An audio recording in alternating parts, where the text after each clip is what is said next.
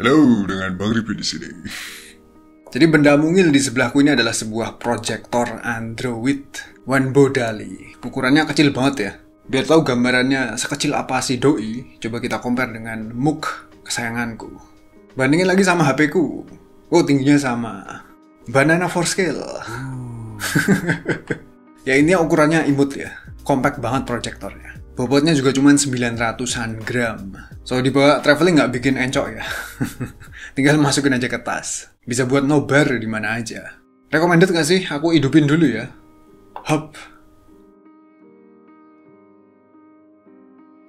Aku matiin aja ya. Nanti ganggu kameranya. Langsung aku ceritain kapabilitasnya si proyektor mungil Wanbo Dali. Ini harganya cuma 2,299 juta doang ternyata.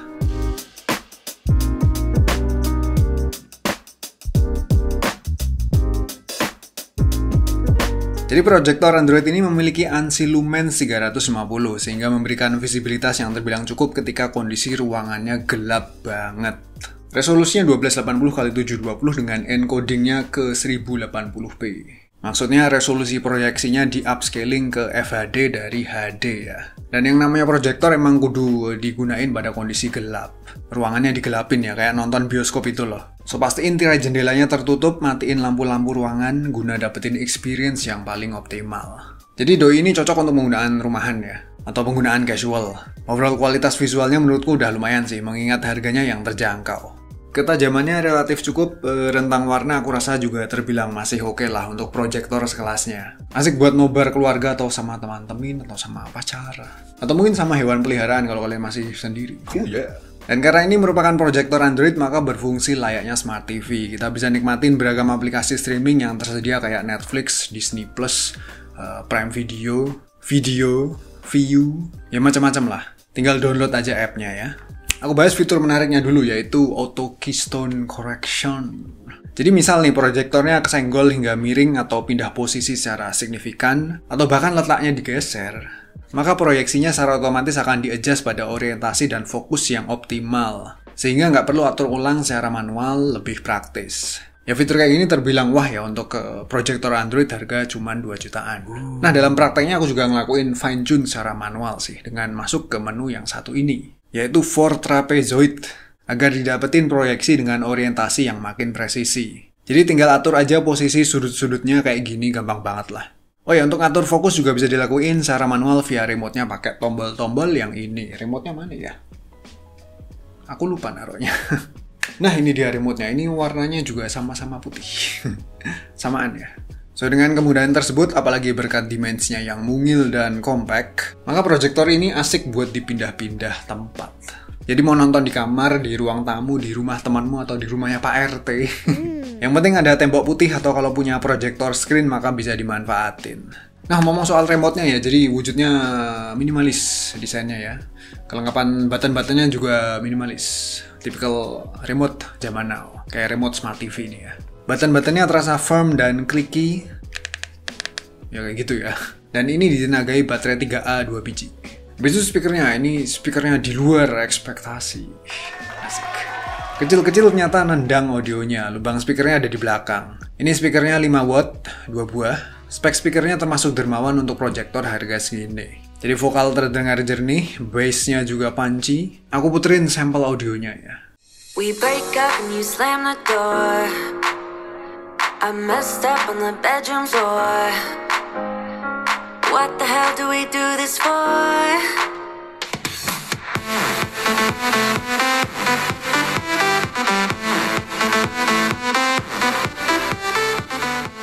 Intinya proyektor ini bisa memproyeksikan visual setara kayak TV 110 inch. Untuk dapetin ukuran proyeksi segitu maka jarak proyektor kudu di 3 meter dari tembok. 110 inch kalau diukur maka kurang lebih panjangnya 244 cm, tinggi 137 cm. Bang Review 4Scale. Wow, gede banget. Ukuran segitu cocoknya buat nobar se-RT. Tapi dalam prakteknya aku prefer untuk set di kurang lebih ukuran ya 60-80 inch lah. Guna dapetin sharpness yang paling optimal. Move on ke kelengkapan port. Jadi bagian belakang sini ada colokan power, USB port, HDMI, sama audio jack. Port USB-nya kepake buat ini ya, nyolok external storage ya. hard disk eksternal misalnya ya. Jadi kalau kalian punya film disimpan di situ bisa di play di sini dengan dicolok aja. Port HDMI kepake misalnya buat nyolok laptop untuk presentasi atau apalah. Ya posibilitasnya banyak. Dan karena ini Android maka layar smartphone bisa di cast ke sini. Untuk iPhone klaimnya juga bisa, tapi selalu gagal ketika aku jajal. Semoga segera di-fix pada sistem update selanjutnya. Habis itu aku ceritain sedikit keluhanku, yaitu pada beberapa app streaming yang biasa aku gunain yaitu Netflix sama Prime Video. Ternyata cuma support versi browsernya, namun dibalut dalam sebuah aplikasi yang bisa didapetin dari store aplikasi pihak ketiga bernama App Store ini. Jadi karena versi browser maka kudu pakai pointer untuk navigasi. Aktifin pointer bisa via remote-nya dengan mencet tombol yang ini ya. Ya jadi rada kurang saset ketika pakai pointer ya untuk pilih-pilih menu di dalam aplikasinya, tapi it works. Aku udah jajal nonton macam film di Netflix sama Prime gak ada kendala sih, bisa diputar dengan semestinya. Jadi di sini sebenarnya terdapat Play Store juga untuk mendownload berbagai macam app. Namun Play Store di sini ternyata kurang komplit ketersediaan app-nya. Contohnya Netflix nggak ada. Prime Video ada tapi nggak mau ngeplay video, so untuk ngakalinnya kudu pakai aplikasi Netflix sama Prime yang berasal dari App Store. Kalau untuk aplikasi streaming populer lainnya macam YouTube, Video, View, aku jajal bisa berjalan dengan normal sih. Nggak perlu pakai pointer. Nah, kabar baiknya adalah aku udah confirm ke pihak Wanbo dan keluhanku tadi bakal di-fix pada sistem update selanjutnya.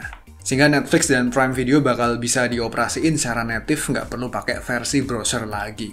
Ya silahkan ditunggu aja, semoga segera di-fix, biar makin mantap. Terus dari segi user interface, ini tampilannya custom ya. Pada home menu ditampilin berbagai macam thumbnail film yang berasal mostly dari Netflix serta YouTube. Pengalamanku navigasi sana-sini di user interface-nya mostly cukup lancar ya, kadang ada sedikit jeda sih. Dan selama penggunaan aku selalu pakai holder atau tripodnya ini. Ini tripodnya Wanbo ya, warnanya putih juga, biar matching ya. Harganya 319.000, recommended untuk nemenin sang proyektor. Karena holder atau tripod ini bisa ditinggiin atau direndahin.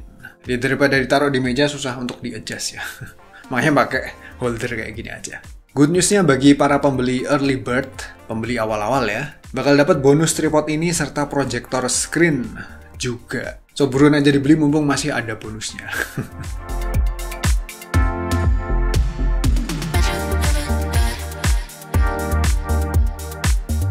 Oke, Wanbo Dali. Proyektor mungil dengan harga yang terjangkau. Cocok buat kalian yang pengen nobar di mana aja bersama keluarga atau teman-teman. Via visual yang gede, dengan lebih ekonomis. Jadi mau beli TV seukuran raksasa mungkin budgetnya nggak nyampe ya, karena harganya tentu jutaan bahkan puluhan juta. Jauh lebih mahal.